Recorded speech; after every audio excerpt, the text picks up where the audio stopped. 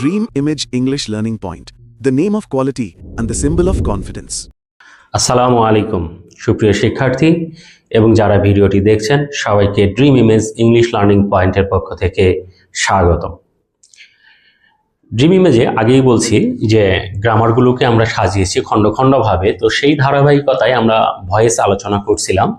ভয়েসটা যেহেতু most important একটা গ্রামার্স এবং এইটা academic, admission, competitive exam, BCS সব জায়গার জন্যই খুব ইম্পর্ট্যান্ট, তাই আমরা এর প্রত্যেকটা বিষয়কে খুব সহজভাবে খণ্ড খণ্ড করে ভেঙে কয়েকটা ধাপে আমরা ক্লাসটাকে রেডি করেছি। আশা করি সবাই ক্লাসগুলো ধারাবাহিকভাবে দেখবে, নোট খাতায় নোট করবে, প্র্যাকটিস করবে। ইনশাল্লাহ ভয়েস নিয়ে কাউকে কোথাও কোনো বই বা কোনো কিছু নিয়ে দৌড়ানোর প্রয়োজন পড়বে না। তো আমরা ধারাবাহিকতায় ভয়েসের পরিচিতিটা আমরা একটু গতদিন দেখেছি, সেটা হচ্ছে অ্যাক্টিভ এবং প্যাসিভ কাকে বলে এবং দুটোর মোটামুটি ডিফারেন্সটা কি সেটাকেও আমরা আলাদা করার চেষ্টা করছি। আজকে আমরা দেখব যে আসলে ভয়েসটা চেঞ্জ অ্যাক্টিভ টু প্যাসিভ এইটা করতে গিয়ে কি কি বিষয় লাগে। তো আমরা আজকে যে জিনিসটা দেখব সেটা হচ্ছে active to passive. Active to passive, এই অ্যাক্টিভ টু প্যাসিভ করতে গিয়ে আমার কি কি বিষয়টা লাগবে সেটা আমরা একটু দেখব। তো এখানে যে জিনিসটা আমি বলবো যে এখানে একটা পার্সনের পরিবর্তন, যেটা মোস্ট ইম্পর্ট্যান্ট। ভয়েসে পার্সনের একটা পরিবর্তন হয়, সেই পার্সনের পরিবর্তনটা আমি এখানে একটু দেখাই দেই। পার্সনের পরিবর্তন এটা খুবই গুরুত্বপূর্ণ, যেহেতু সবগুলো ভয়েসে আমার এটা লাগবে, তাই আমরা এটা একটু অবশ্যই একটু নোট খাতায় একটু নোট ডাউন করব এবং বিষয়গুলোকে মনে রাখার জন্য চেষ্টা করব। এখানে সাবজেক্ট এবং অবজেক্ট, ভয়েসে পার্সনের যে পরিবর্তন, তবে এখানে যে পার্সনগুলোর মূলত আসে, আমি তীরটা উভয় দিকেই দিলাম।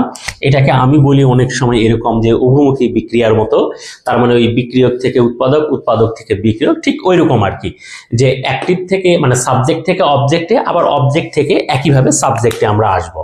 অর্থাৎ আই, এইটার যদি আমি অবজেক্ট নিতে চাই মি হবে, আবার মি যদি থাকে তাহলে সেটার সাবজেক্ট কি হবে আই।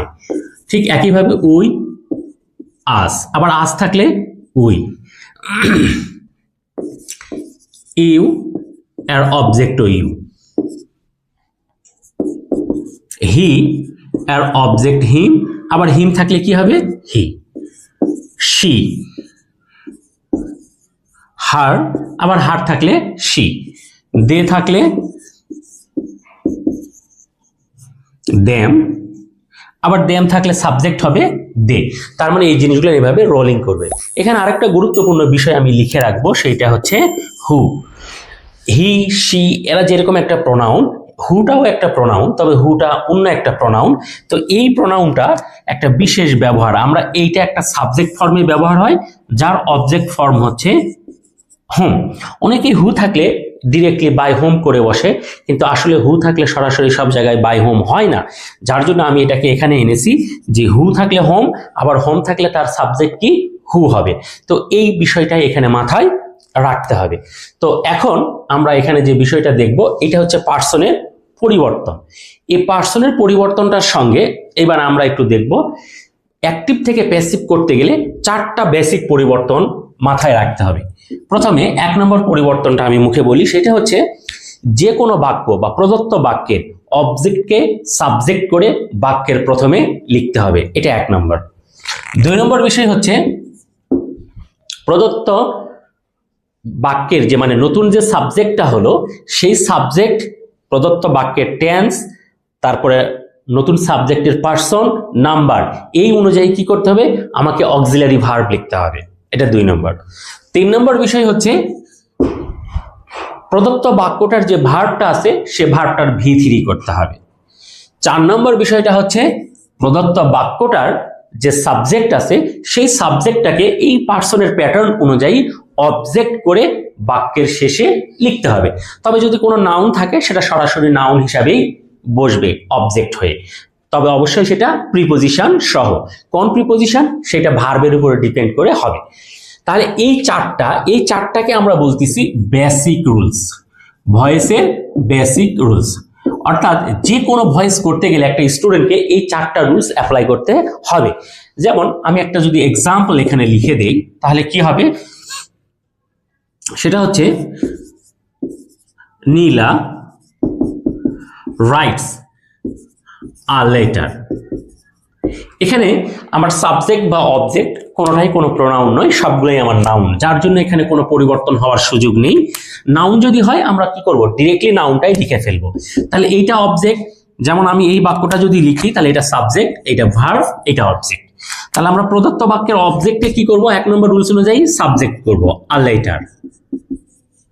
তারপরে কি করব, এই যে নতুন সাবজেক্টের person, third person singular number, প্রদত্ত বাক্যের যে একটা টেন্স প্রেজেন্ট ইনডিফাইনিট টেন্স এবং এটা থার্ড পার্সন সিঙ্গুলার নাম্বার, তাহলে এখানে অক্সিলারি হবে ইজ। এরপরে ভার্বটার মূল যে ভার্বটা সেই ভার্বটার V3, রাইট, এটার V3, রাইট, রোড, রিটেন। তারপরে কি হবে, প্রিপোজিশন সহ এই সাবজেক্টটাকে অবজেক্ট করে শেষে লিখতে হবে। যেহেতু নাউন তাই পরিবর্তন হবে না, প্রোনাউন হলে এই অনুযায়ী পরিবর্তন হবে। আরেকটা এক্সাম্পল আমি দিই, যেমন we helped the poor man. এখানে সাবজেক্ট উই, ভার্ব ভি, এইখানে হেল্পড দ্য পোর ম্যান, এটা হচ্ছে অবজেক্ট। তাহলে আমরা যদি লিখি এখানে